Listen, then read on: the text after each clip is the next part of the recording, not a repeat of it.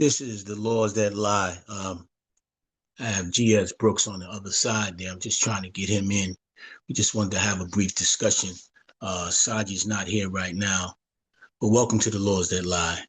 Let's see if we can get GS Brooks on. Okay, there you go. I see you, brother. You there? G, Yeah, I'm here. I'm here. Peace and blessings, King. can you see me?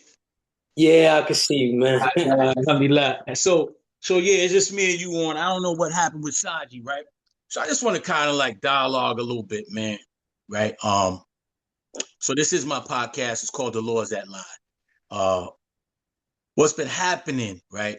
And I know you over there on the other side. You've been to a few different countries. First of all, let me give you a formal introduction, man. This is G.S. Brooks, man.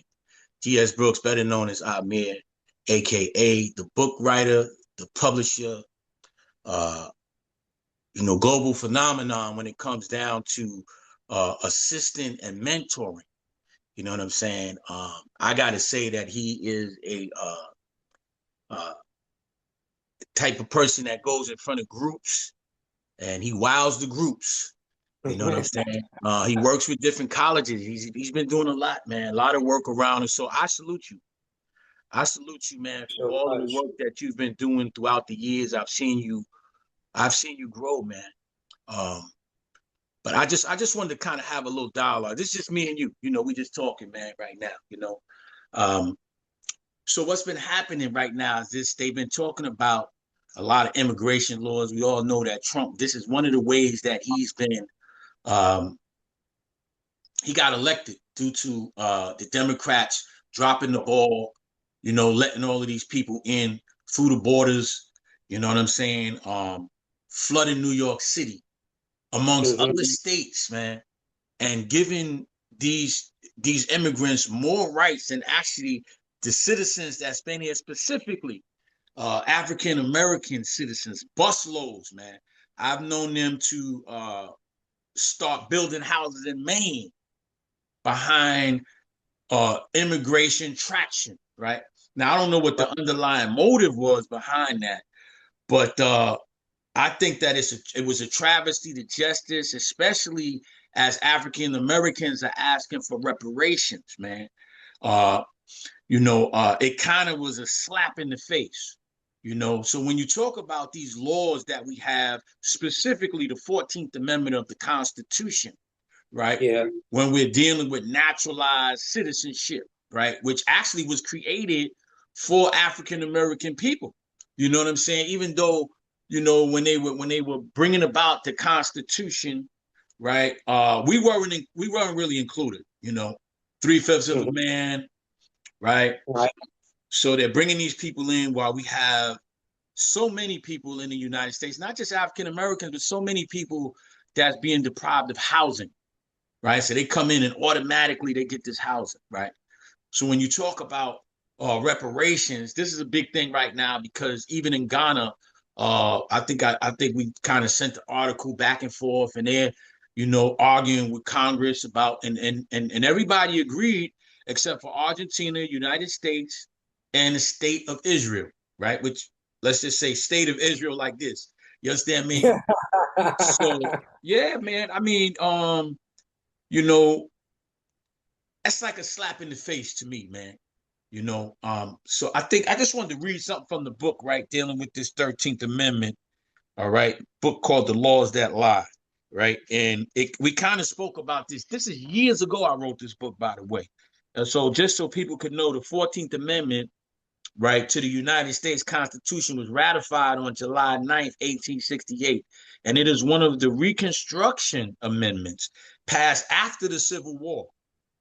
The 14th Amendment addresses citizenship rights and equal protection under the law. Hmm. Here are the key components of the 14th Amendment. One, citizenship clause. The citizenship clause grants citizenship to all persons born or naturalized in the United States, including formerly enslaved individuals. It overturns the Supreme Court decision in the Dred Scott versus Sanford case in 1857, which had denied citizenship to Black people, even though we were here, right? Right. Number Right. two, equal protection clause, right? The equal protection clause prohibits states from denying any person within their jurisdiction the equal protection of the laws. This clause has been used to challenge discriminatory laws and practices, including those based on race, gender, and protective characteristics. Due process clause. The due process clause prohibits states from depriving any person of life, liberty, or property without due process of the law. This clause ensures individuals are afforded fair treatment and procedural protection by government. Privileges are immunity clauses, number 4. The privileges and immunity clause prohibit states from abridging the privileges or immunities of citizens of the United States. While these clause has been interpreted narrowly by the courts, it was intended to protect fundamental rights of citizenship. The 14th Amendment has played a central role in expanding civil rights and liberties in the United States. It has been invoked in landmark Supreme Court cases addressing issues such as school, desegregation, interracial marriage, voting rights, reproductive rights. Addition to the 14th Amendment, principles of equal protection and due process continue to shape debates and legal challenges related to discrimination, inequality, and the protection of individual rights. So, you know, the reason I wrote this book is because of the fact that we need to bring attention, right? And we need to have kind of a reference guide as African Americans here in the United States, because we are a unique people. We are not like every other citizen in the United States of America. Nevertheless, we have to consider the fact that we have been here. So it don't start in the United States with African Americans after slavery. It's just started way before slavery. And we have to understand how they got here. The navigator was an African. The navigator already knew how to get here. So-called Christopher Columbus, 1892. So, I just wanted to kind of like open up the floor and help us to understand the nature of the 14th Amendment. And we have to understand that it's been re-amended. And then we have to ask ourselves, why has it been re-amended, right? How do you have these Bill of Rights, which actually was not a part of the Constitution when it was first, we got to talk about that, man, when it was first established. So what do you got to say about that, brother? So let me just give you another thing. The community messengers. He's one of the pioneers of the community messenger going global. Mr. G.R. Brooks, ARM. So at-risk movement. We have to understand who we're talking to and who's on the other side of this video. Mr. G.R. Brooks. Thank you so much, Hassan. I appreciate that. I would say you touched on a lot of key points and key issues, right, as it pertains to the 14th Amendment. Very important issues. Now, one, what Donald Trump is doing, I don't know if he's going to attempt, right, to bring in a loophole which is going to affect Black Americans down the road. Oh, no doubt. However, what I do know is that what he said was the 14th Amendment was intended for the descendants of slaves. That's right. For them to become naturalized citizens. But what it was not intended for was anchor babies, where immigrants, knowing that they're pregnant, come into the United States, have a baby here, and they baby becomes citizens. So immigrants use the loophole, right, of the 14th Amendment to be able to become citizens by proxy of their child, right? And then that makes them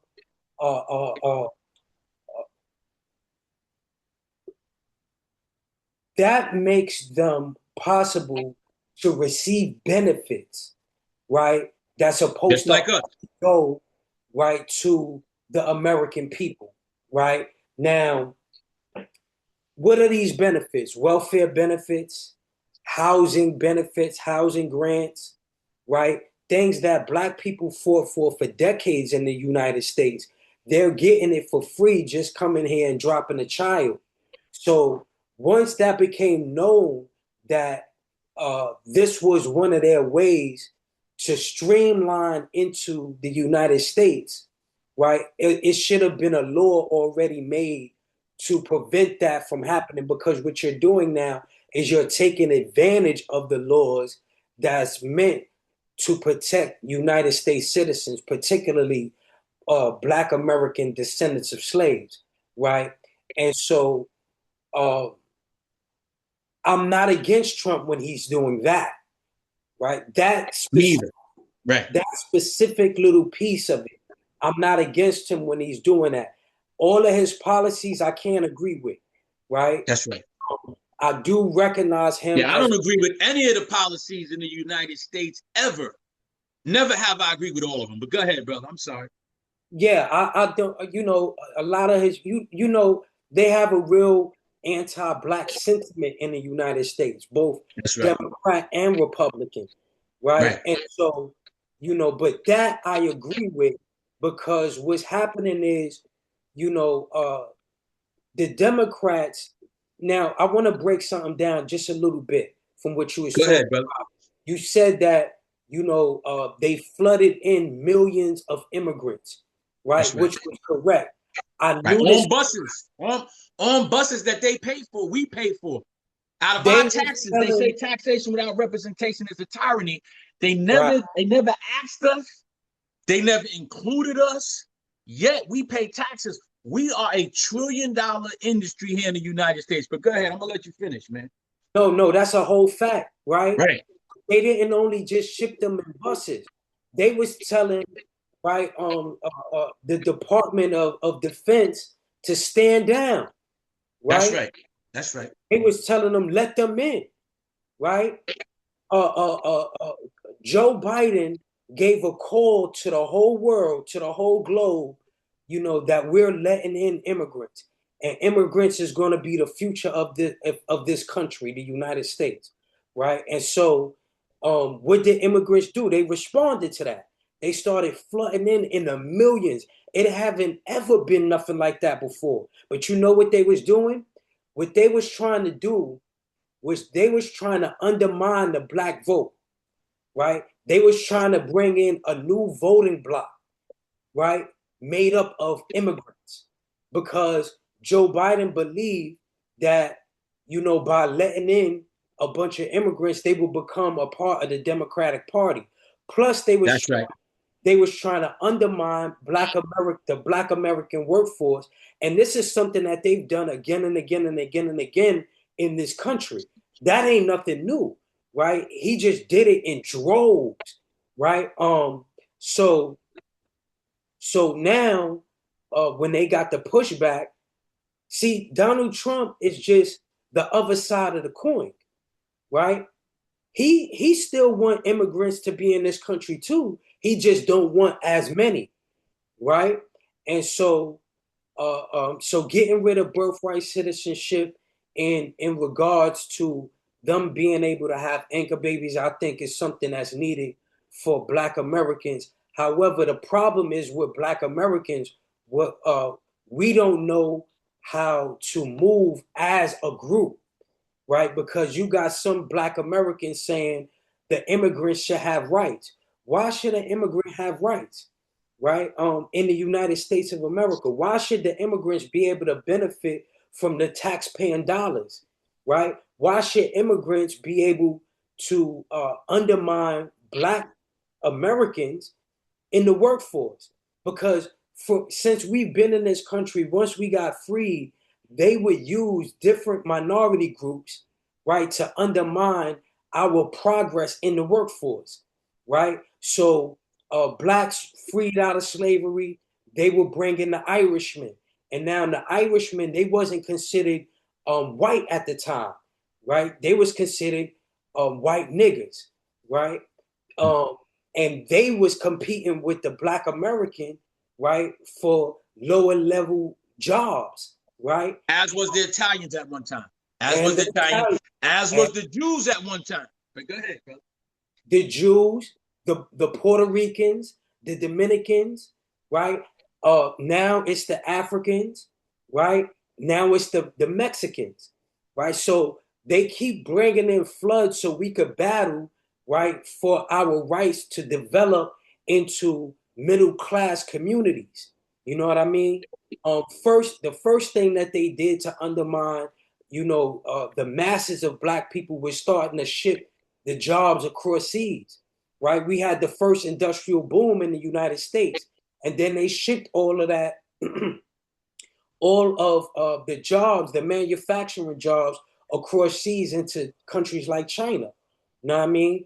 And they undermined all Americans, not only Black Americans, but all Americans, right? But right now, there was something else that you touched on, that I thought that was very much relevant. Okay, you touched up on Ghana, right? And the president of Ghana now saying, you know, um, that they put it before the United Nations, right? Saying That's that right. slavery was one of the worst things that happened for human rights in the world, right? I agree with that, right? What I'm not agreeing with, because we're a universal people. What I don't agree with is the fact that he didn't come to the grassroots of Black Americans, the ones that's been fighting the reparation fight for years now. We talking ADOS, the American Descendants of Slavery. We talking about, the Black Authority.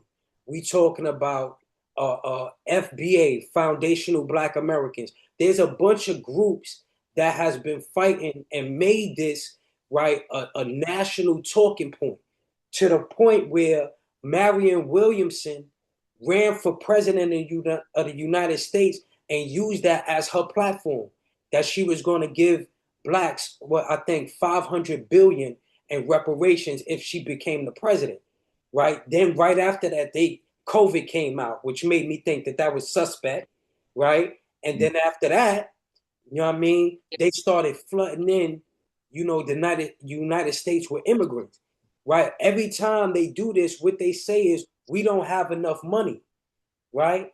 We spending too much money. We giving money here, we giving money there, we giving money there. And so when the Ghanaian president, when he made it a UN thing, cool. You know what I mean? You put it on the world stage, right?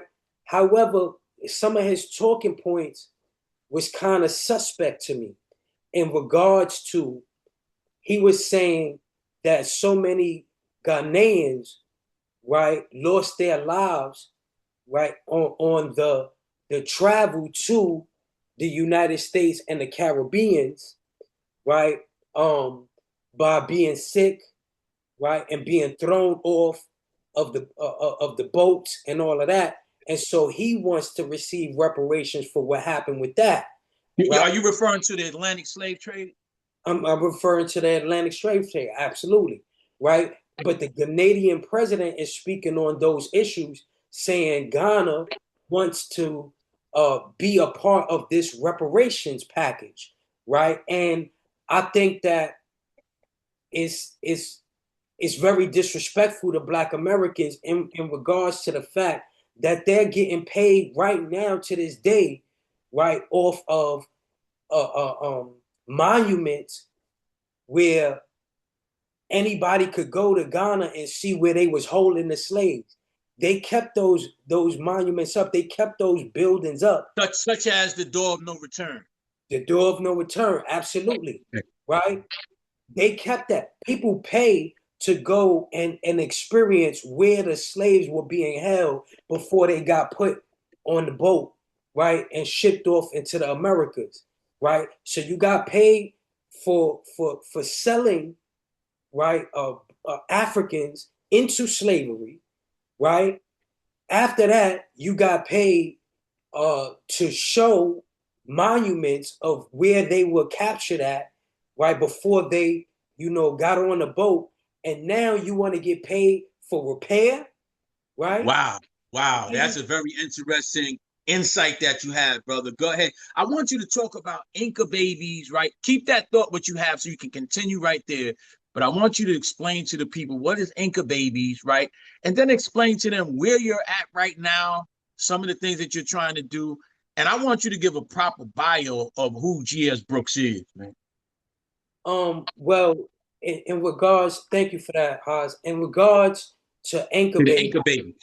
the Anchor Babies is something that a lot of our Latino brothers and sisters have been doing for decades now, right?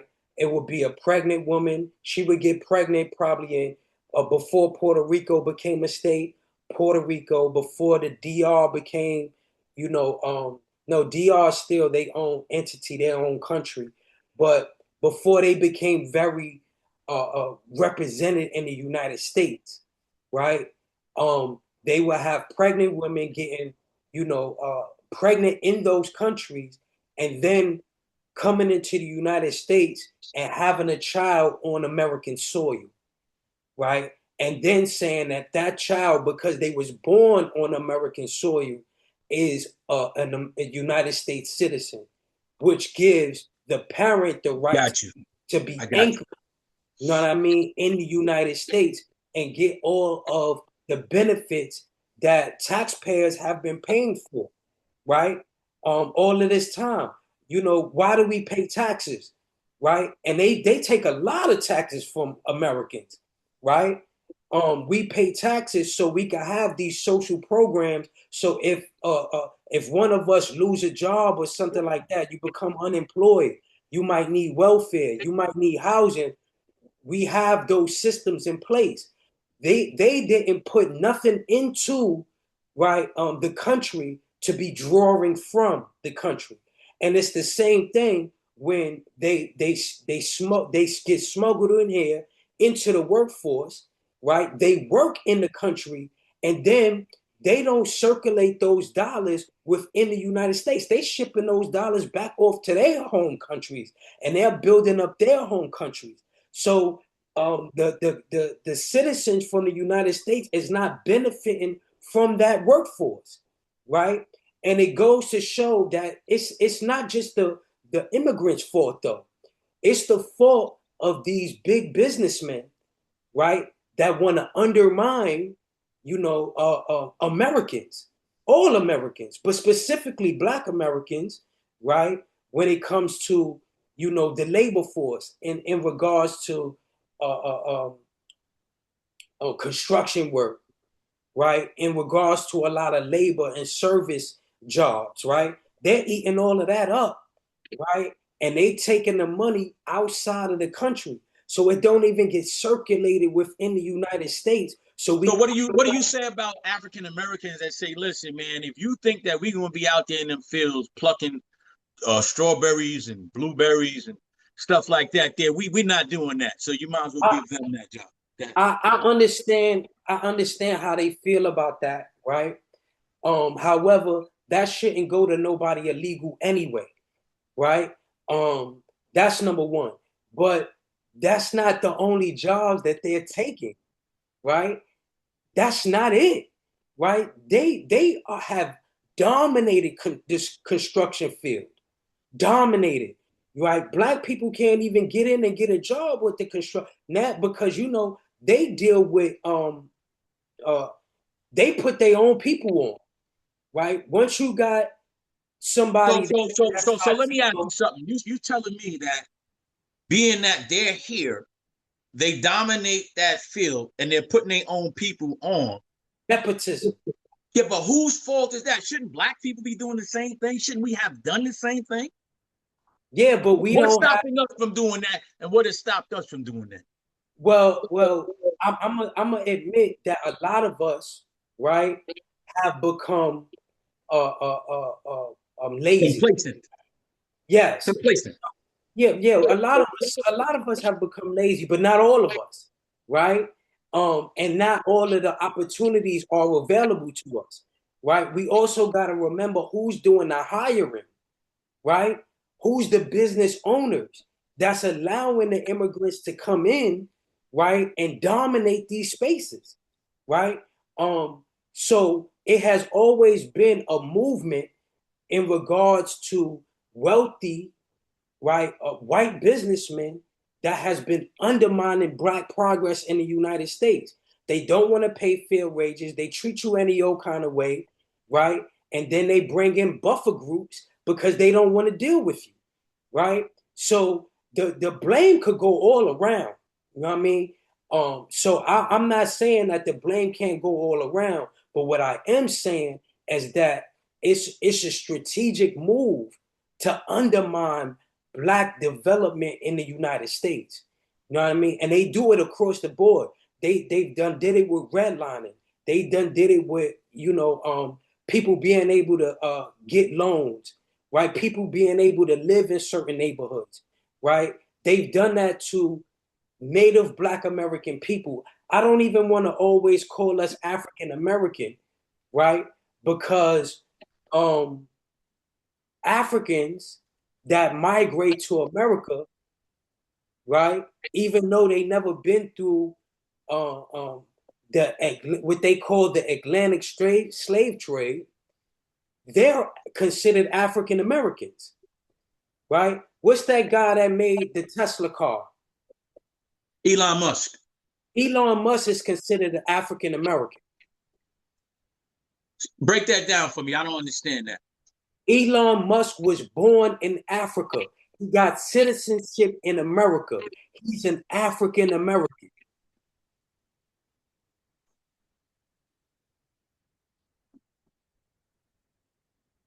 And that's a fact, right? So we got to be careful. And that's the reason why the FBA, the Foundational Black Americans, chose to use that word, those type of specific wordings, is because now people can't tether themselves on to the Black American struggle and get benefits and set asides that was actually put in place for Black Americans. So now, you got they removed it from affirmative action and called it DEI, diversity, equity, and inclusion, right? And now you have, Pakistanians, you have Indians, you have Chinese, you have all these different cultures in different countries coming into the United States saying, I'm a minority too, and so I should get those set asides. When it was the African American, not the Black Americans, the descendants of slaves, the ancestors that had to fight and die and bleed for those set asides, right? And it's just wrong. And immigrants, they came from their own will. You know what I mean? Right. Black Americans didn't come based on their own will. You know what I mean? They was drug here. Well, some of them have been here because some of them were natives, right? And we kind of mixed in with all of them, right? So yeah, I would say that that needs to be worked out, because what immigrants do oftentimes is they try to undermine Black Americans as well, right? Do you think they do that intentionally, or is it just implied, unintentional? No, it's intentional. They don't do business with Black Americans. For example, right? You take the Chinese, and I love Chinese people. I love all of them, right? I love the Mexicans. I love the Jamaicans. I love, the Trinidadians. I got love for all of them because I grew up with that elk, right, of inclusion. We're a universal people, right? But you take a Chinese person, right, that migrates into the United States of America, right? They're sent into minority communities, Black communities. They open up a shop, a Chinese food shop, right? Black Americans patronize their business, right? Because we are a universal people, right? If we feel like Chinese today, we doing Chinese. If we feel like we want to eat, from the Jamaican spot, we doing Jamaican. If we feel like we want to eat soul food, we gonna eat soul food, right? But the Chinese, right, does not reciprocate that. The Chinese is not going into a black establishment and patronizing any of their businesses. It doesn't happen, right? It's not reciprocal, right? And then they start to take on the talking points of the white supremacist groups, right? Saying that blacks are lazy, blacks are violent, blacks are this, stay away from black folks, right? And pretty much all of them do it, right? All of them come and they draw from the black community and don't contribute. Even now with this argument about the ICE agents, right, in the United States, the Mexicans is calling on the black Americans to come out and protest for them. Why?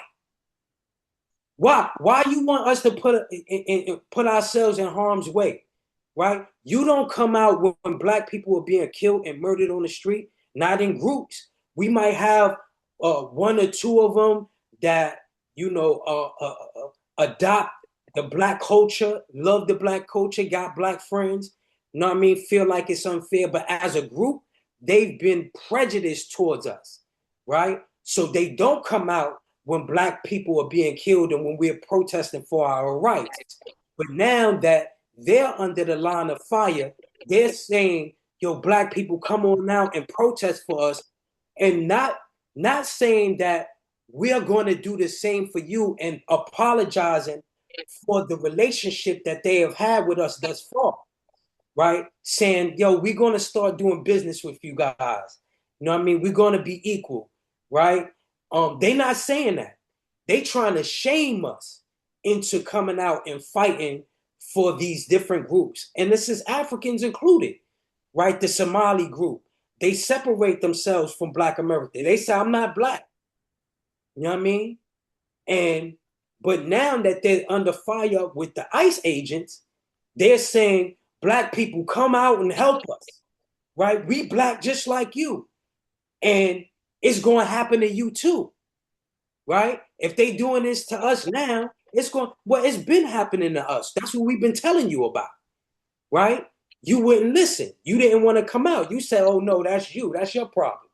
Right? Well, right now, that's your problem. Deal with it. You know what I mean? And instead of them coming to this is the biggest point I have with them. Instead of them coming to the table and renegotiating with Black Americans, they're trying to us, right?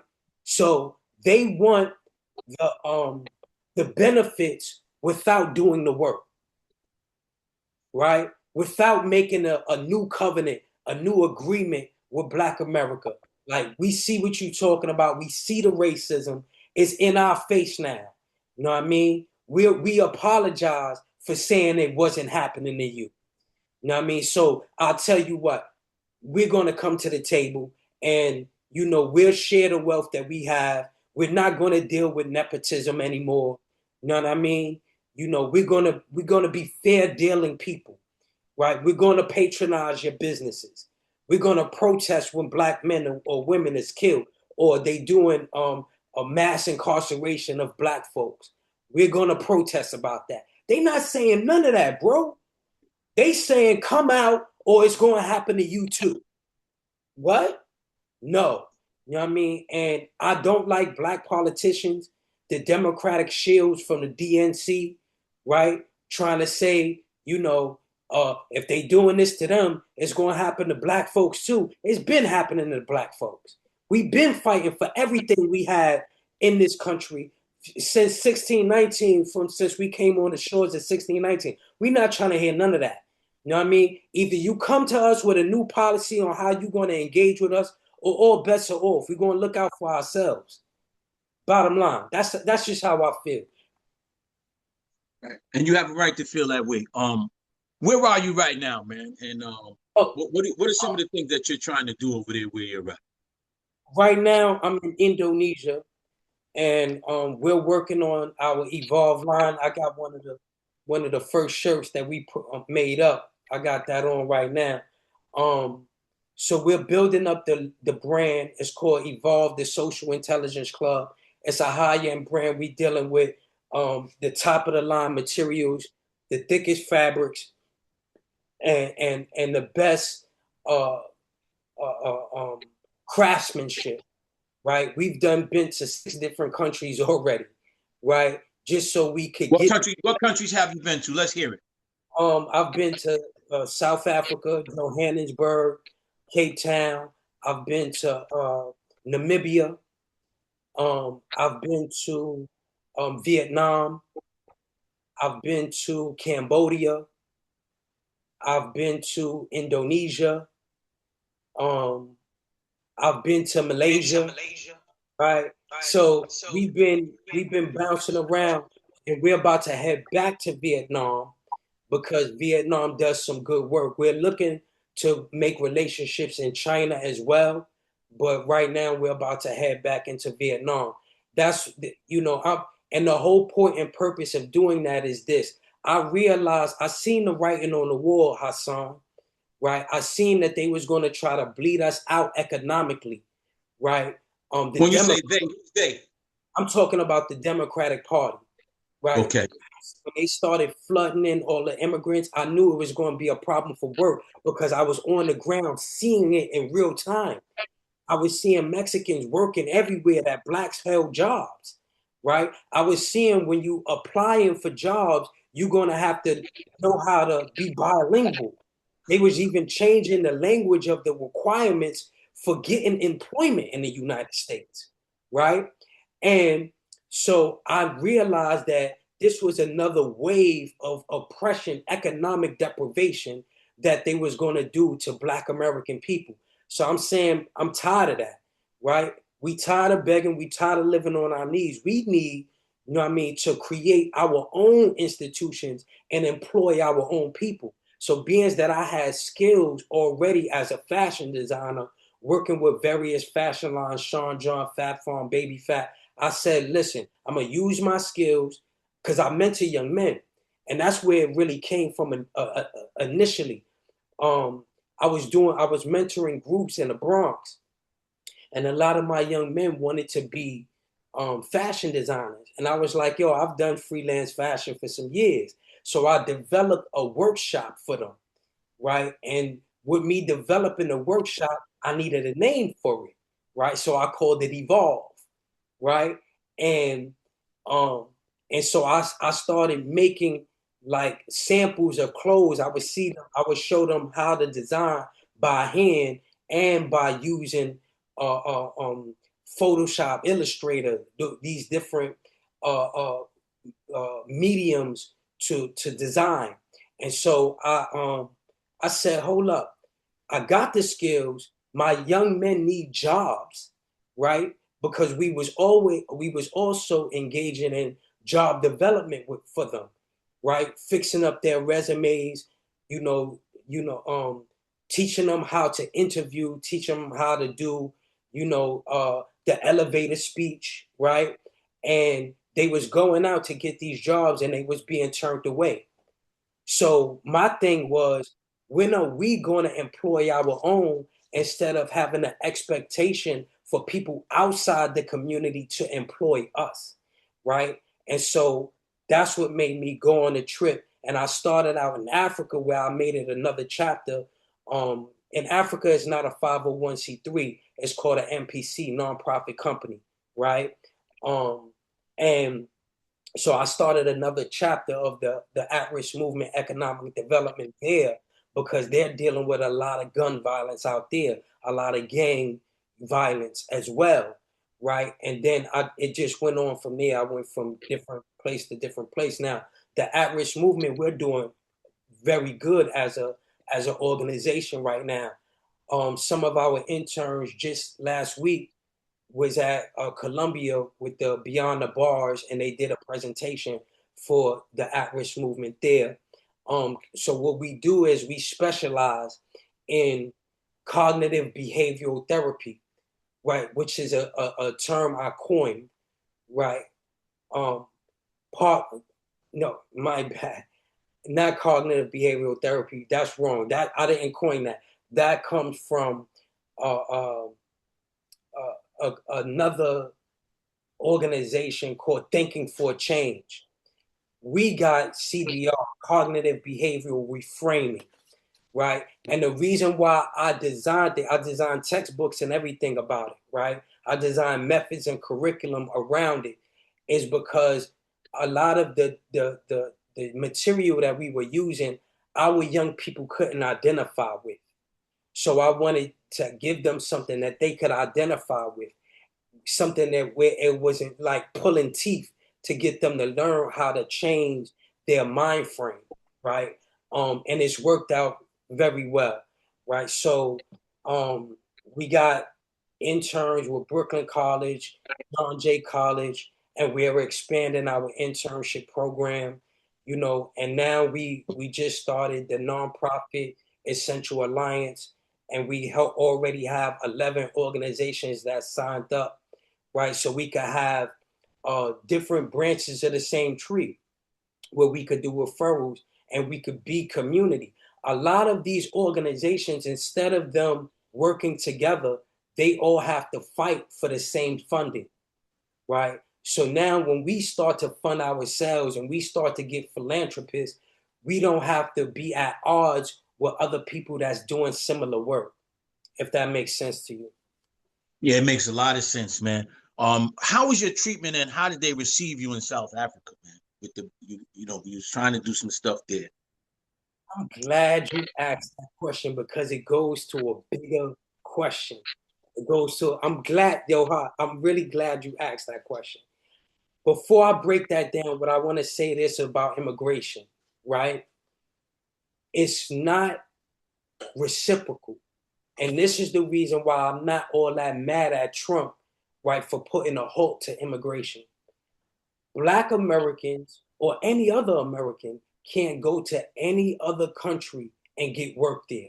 It's against their laws, right? Their jobs is for their citizens, right? If they catch an American or somebody from another country out there working in their country, taking away employment, right, from their countrymen, first of all, they're not going to be hired by the organizations, first of all, because they already know it's against the law, right?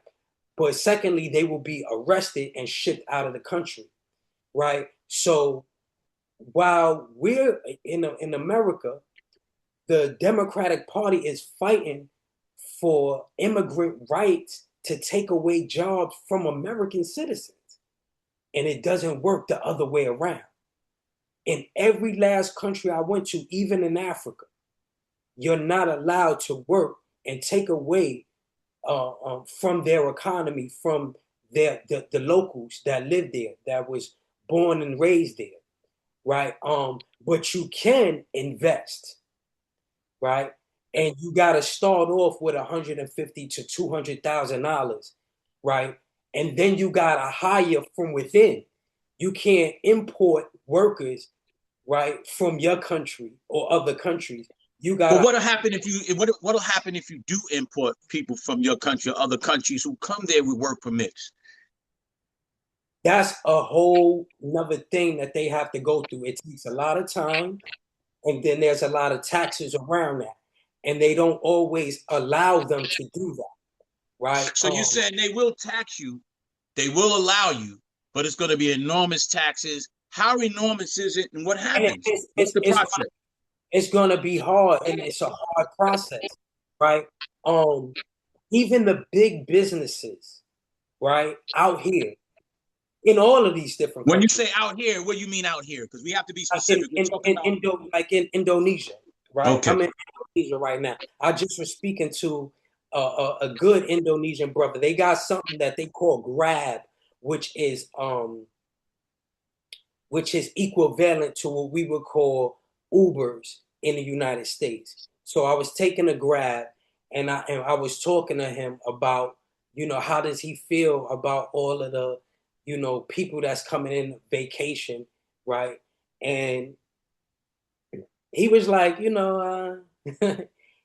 he like it for the fact that they bring money, but he feel like it's an unfair advantage because these big corporations, they come here and they don't pay them dollar for dollar, right?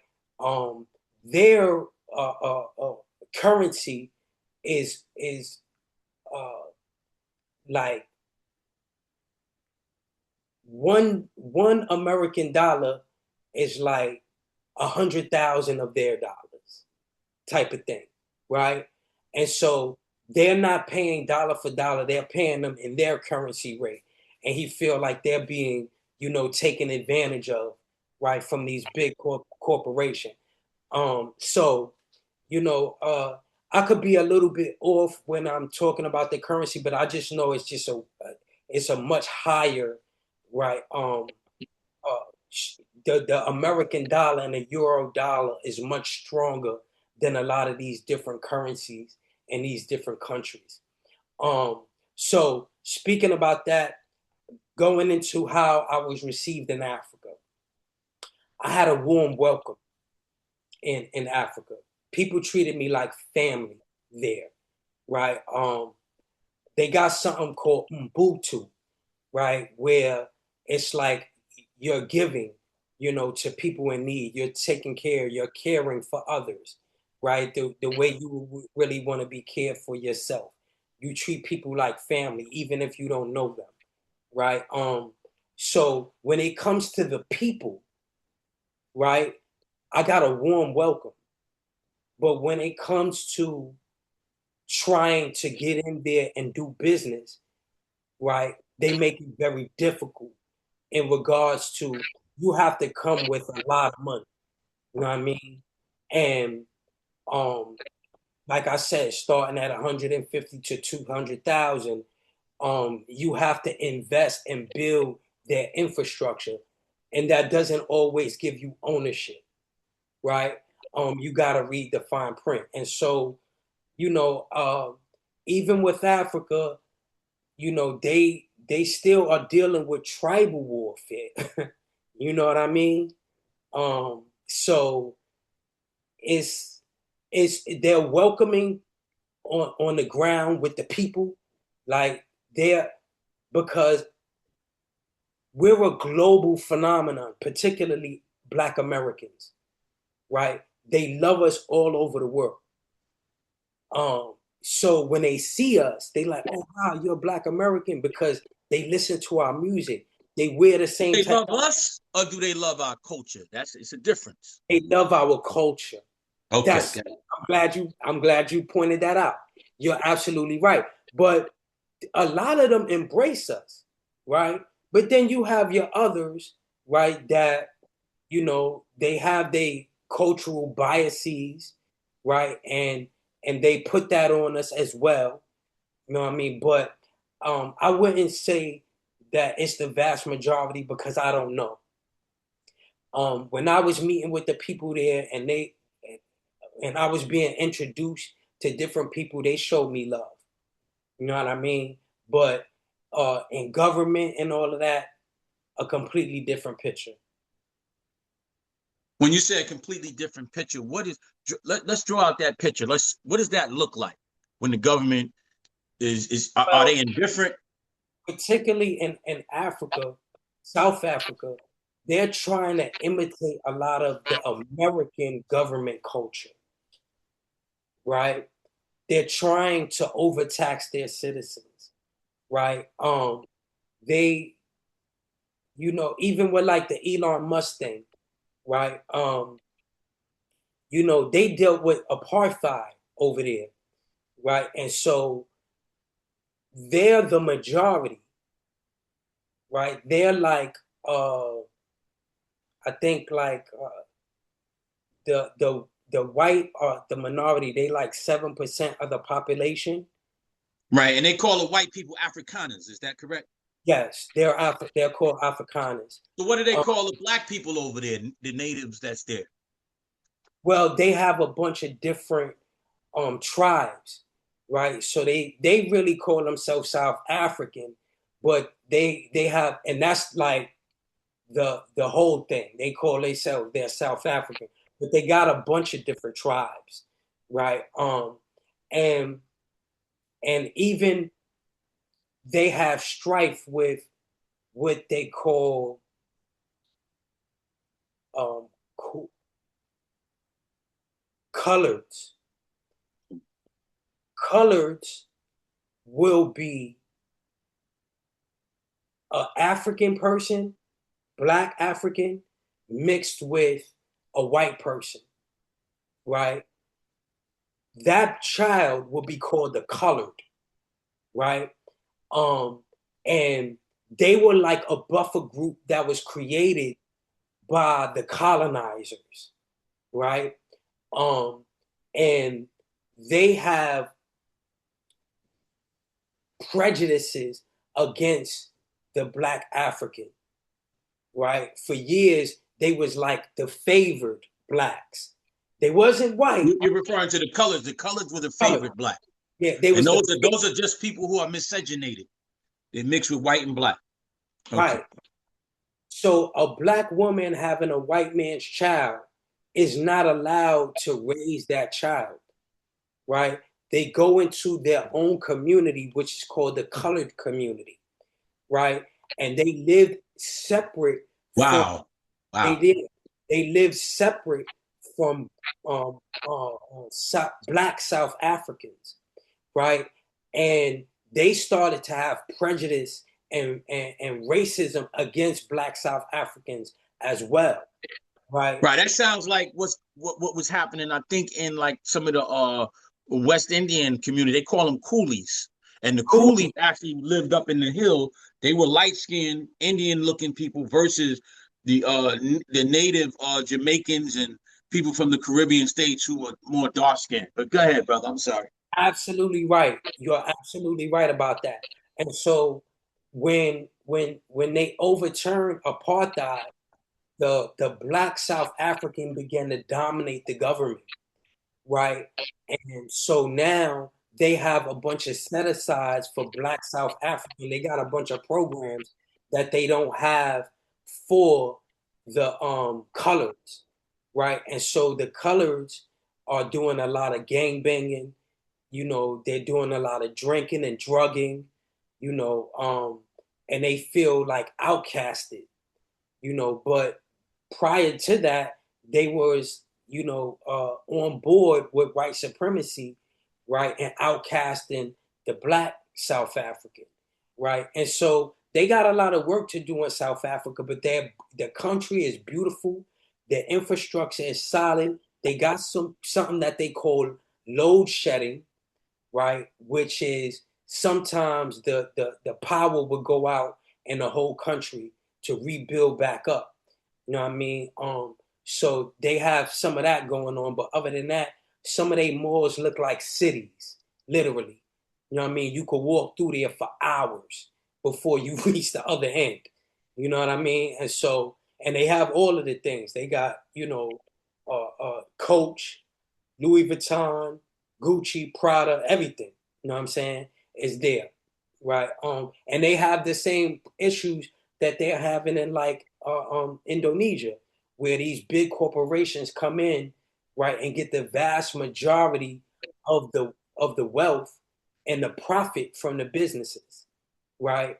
And so yeah, man, it's a lot of work that we need to do. But I think that as Americans, particularly Black Americans, we need to focus on having a universal code of ethics, right? And we need to create our own block, our own political, party, whereas our vote, you know what I mean? We could guarantee a certain amount of votes and be able to use that, you know what I mean, when negotiating with either Democrats or Republicans, right? I think that that's very important. So I think that is good if we look at organizations like the ADOS movement, Tone Talks, Antonio Moore, and Yvette Carnell, because they're politically astute, right?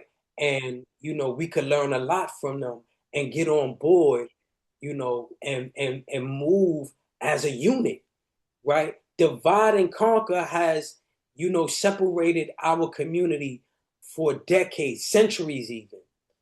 How long are we going to continue to play the same game, right? They say, it's retardation when you do the same thing and expect a different result, right? So we need to stop playing the same game, do something different, and actually get a different result.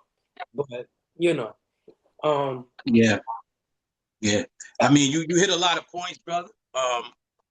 When you talk about 14th Amendment of the Constitution, we can't negate the fact that the immigration laws was established because of the due process of the law, right? And the due process of the law was to establish equality and justice for all.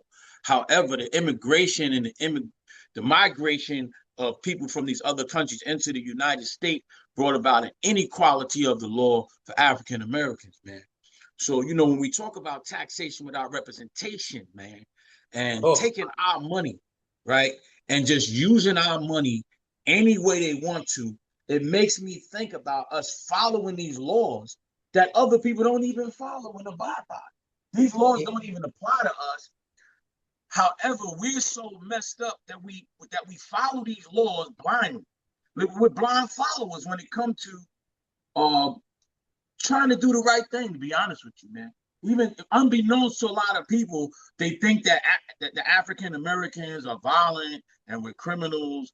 But no, we're not criminals. We never was like that. And actually, when the Europeans first came here to the United States of America, the natives that was here, including Africans, that was here, was astonished by the lies. These lies that people was telling, they never knew about lies. They said, what is this, forked tongue? They call it forked tongue. They didn't even know what a lie was.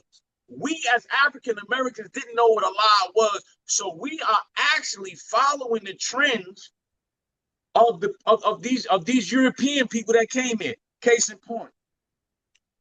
Before Europeans came to the shores of America, right, who was actually navigated by African, they didn't know how to get here. They thought the world was flat, right? They didn't know how to get here. They navigated them here. Before they came here, the Africans and the native people would smell them from miles away because they didn't even know how to make clothes. You talking about evolve?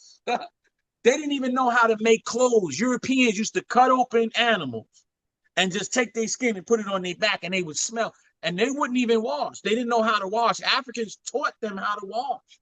They would color their skin blue. They would dye their skin blue. And the people would smell them. They say the Europeans are nearby. They'd be miles away, and they could smell them from miles away. You know what I'm saying? So when you talk about taxation without representation, man, and them taking monies from our community and then castrating us and looking down upon us, right? Desecrating us because we're on welfare, right? And stating that we're lazy when we actually work for 400 years for free while they sat on their butts with a whip, right? And interesting enough, when you talk about due process of the law and African Americans following the law, that's where you have the Uncle Tom nigga, the house nigga, and the field nigga, right? Right. So the white people actually created a law called Drapetomania. Now, I don't know if you ever heard of Drapetomania, but it's in the DSM-4 book, which means you have a mental derangement if you try to escape from slavery. And by escaping from slavery, right, you suffer from a mental illness. Your mental illness is now called Drapetomania. And the solution, the medication, the therapy for Drapetomania is whipping the shit out of you. So we actually believe those laws, along with Christianity that they brought in that says that God says that we're supposed to be slaves. We believe that too. We believe that too. So it's like everybody disobeys the law and has the law to to kind of like accommodate them and their needs, except for African Americans. Case in point, when you talk about the Constitution, which is the very foundation of the United States of America, that's our foundation, man. You know, because it goes like this here. The number one law is constitutional law, then you have criminal law, then you have civil law. That's how that works, right? But the Constitution is the foundation of the United States of America, man. I believe that if we would follow the law to the letter, right, that we would be much better as a people, right? I believe the laws can work if they follow the law, if everybody follows the law to the letter. But if you have people like the governmental officials that's violating laws, like what they're doing now is they know that once a war goes down, that oil is going to be needed or drones is going to be needed. So they invest in these stocks before they even come to the you know what I'm saying? Before they come to the stock market, and they're privileged to this information. I mean, you can look at Trump's kids, man. Not just Trump. It's not just the Republicans. It's the Democrats too. Everybody's doing it. Look at Pelosi and all of these people, man, that's been doing it, and we are not privy to it. So we sit back and waddle while they call us criminals. So you talk about black on black crimes. Black on black crimes is a black person shooting another black person. But when you talk about white on white crime, have you seen the movie 300? They killing whole villages. They killing whole villages of their own people, white on white crime. We talking about Oklahoma, Kansas City, bombing. They blowing up whole buildings. Right? Yeah. When you talk about the Israeli versus the Palestine, they're cousins. They speak the same language. Did you know that? People talk about Jews against the Muslims. It's Christians that they're killing over there too. Yeah. They're killing Christians. They're killing Jews over there. All the Jews don't agree with the state of Israel. Right. It's the Zionist movement that's taking place. So I want you to speak a little bit, because I don't remember the guy's name. But when you say no taxation without representation, right? That created what they call the Revolutionary War in the United States of America, right? For them to break free from the chains of Great Britain, right? That's right. What was the guy's name that set off that war? I don't know the guy's name who set off that war. His name was I think Christopher Addicks. Yeah, Christopher Addicks. Okay, I know you're talking about, but I don't know if it was that war. I'm not familiar too much. That was a black man. Right. That was a black man. So even a black man is responsible, right, for the Revolutionary War that got them their freedom from Great Britain. And we still don't have our freedom. We still are being taxed without representation in this country. You know what I mean? And so we definitely deserve economic hits, right? They don't like reparations. They don't like that topic, right? They want to sweep it under the rug. Yeah, they don't like the topic, but everybody has received reparations except for us. As a matter of fact, Iran received reparations. That's why Obama gave them billions of dollars that Trump is crying about. But Trump is still talking about giving Iran reparations right now. Japanese have received reparations for Nagasaki and Hiroshima. The Chinese people receive reparations, and more reparations, right? We're not even talking about the Opium War. We're not even talking about that, right? Where they received reparations for that. We're talking about just recently when the white guy went into these nail polish shops out here in Georgia and shot the people up. Did you know that they received reparations for that right after that? Immediately. I mean, so it didn't take long for them to receive reparations, man. So it's no excuse for us as African Americans who actually built this country, you know what I'm saying, and built the White House. We're talking about Trump taking a portion of the White House and knocking it down, and we built the White House. So I mean, our contributions to the United States of America, man, is enormous, man, including the wars that we was in. We have to look both ways. We got the enemy on one side, and then we got the enemy on our side that we got to look at too. So we're looking at The enemy on that side with the gun. And then we're looking behind us with these white people from the United States who's discriminate against us with guns blowing our brains out too, even though we're fighting for all of our freedom. African Americans, man, we should be congratulated. We should receive reparations. We should be saluted. We should be praised. But instead, we are degraded, right? We are man, we're castrated here in the United States of America, man. So it's just terrible the way that we're treated. So again, I question whether or not we should actually, like you was talking about autonomy, like different laws and stuff like that for us, and rules and regulations. And actually, I think this is why one of the reasons why they killed Malcolm X and Martin Luther King, because they started going. And the due process of the law it's not limited to the United States of America.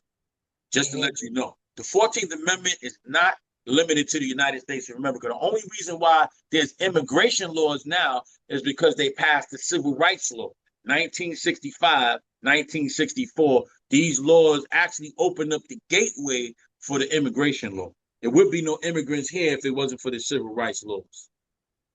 Exactly. And so that's why I'm not understanding why immigrants don't, lock arms with us when we're the reason why they're even allowed to come into the country, right? It's our fight that, and it's crazy that an immigrant is the one that went against the affirmative action. It was a Chinese man, right, that said affirmative action ain't fair, right? And now they overturned that in the Supreme Court, right? But I think before I go, because I'm about to have to jump off, I think that we have more of a justice claim than just reparations for slavery, right? We have a justice claim to be repaired because of the war on drugs, right? The war on drugs, our community should be prepared for that alone. It created what they call mass incarceration, right? And the CIA have already went on record saying that they knew that the drugs were being smuggled into the country and into our communities, and they ignored it, right? Which makes them, right, co-defendants, so to speak, right? What's that law? Entrapment. The laws of entrapment, right? Prior to the war on drugs, the vast majority of Black people weren't using recreational drugs like that, right? And we weren't a violent people. We were fighting for civil rights before that. We was getting knocked upside our head, you know what I mean? Just asking to be able to move around the country freely, right? So our other justice claim that we could bring about, because they like to say, I didn't have no slaves. My father didn't have no slaves. So how am I responsible for the slave trade, right? You could keep that argument because we could work on something that we was here for and we all seen, right? Which was, we were supposed to be a protected class, a protected group, right? But instead, y'all smuggle drugs into impoverished communities that don't have no boats, right? Never had that, and y'all did y'all agreements with what was that country? The guns for drugs campaign, and our communities was affected and was destroyed, and it needs to be restored, right? And so, I would end with that. Before I jump off of this, is there anything else that you want to touch on? Yeah. So before we end this, right, I just want to say that overall, while the 14th Amendment represents a significant milestone in the fight for civil rights and equality, its promises have often been betrayed or undermined by systemic racism, discrimination, and injustice. Efforts to address these disparities require ongoing vigilance, advocacy, and reform to ensure that the principles of the 14th Amendment are upheld in practice and that all individuals are afforded equal rights and protections under the law. So the question is did Blacks and Jews march together during the Civil Rights Movement and before? The answer is yes. Black people and Jewish people have a long history of collaboration and solidarity in the United States, particularly during the Civil Rights Movement and earlier struggles for social justice. During the Civil Rights Movement of the 1950s and 1960s, Black activists and Jewish activists often worked together in pursuit of civil rights, equality, racial justice. Jewish organizations and individuals played significant roles in supporting the civil rights movement, providing financial resources, legal assistance, grassroots organizations, efforts. Jewish leaders such as Rabbi Abraham Joshua Heschel marched alongside Dr. Martin Luther King Jr. in the famous Selma and Montgomery March in 1965. I'm saying that to say that there was a guy that once was in my car. His name is Alan Tunji. May he rest in peace. He passed away. And he was telling me that Jewish and African American people had, actually Black people had marched together in the 60s. They rewarded both of us funds. They actually took funds back from the Black people and awarded those funds to the Jewish people, which allowed them to catapult into the future and set up communities in the United States of America, and flourish, man. Just as the FHA housing, which is 50% of most rich people's portfolio, is housing. Once you get into the housing market and you start buying houses, right, that's the riches that you hand on from generation to generation. FHA and free housing was provided for white people, specifically like you was talking about the Irish and these Italians and the WASP, white Anglo-Saxon Protestants, man. So with that being said, man, it is much more that we could talk about with this issue. I appreciate you coming on. I'm your host, Hassan Abdul Salam, for the podcast, The Laws That Lie. Anything that you heard and the views that you heard on this podcast is not necessarily the views of the podcast of Laws That Lie. However, we do invite people to come in and stress their opinions, and everybody has their opinions. Like John Stuart Mill said, though the silenced opinion be an error, it may and very commonly does contain a portion of truth. But since the general or prevailing opinion on any subject never or rarely contains the whole truth, it is by the adverse opinion that allows the remainder of truth have any chance of being supplied. So we thank you, brother. The At-Risk Movement, J.S. Brooks, man. We salute you once again, and we hope to make progress. The whole goal of this podcast is for people to heighten their awareness, dialogue, and that's basically it, man. But go ahead, brother. You wanted to say something. I appreciate you for having me. Before I do leave, I do want to recommend, if you haven't read this book already, a book that was kind of developed by the Nation of Islam called the Relationship Between Blacks and Jews. It's about 3 different series of that book, and it's very detailed, right? About the relationship between Blacks and Jews. It's a very good read. I would definitely recommend it. But I heard about that book, man. Yeah, I heard about that book. And you guys can get Volume 1 and Volume 2 of The Laws That Lie. Laws That Lie. Get that. You get that. The Laws That Lie. The Bill of Rights is the Bill of Wrongs. This was written years ago, but it's a lot of stuff is unfolding right now in front of our eyes that's in these books. It is actually a reference guide for the African American people in specific, but everybody in general. So we recommend that you get these books, man.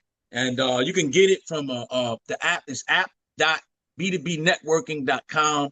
You can order the books there directly. You can get a signed autographed copy from me, Hassan Abdul Salam, your host, and we're signing off. And we thank you very much for listening and tuning in. Peace and blessings. Peace, my brother.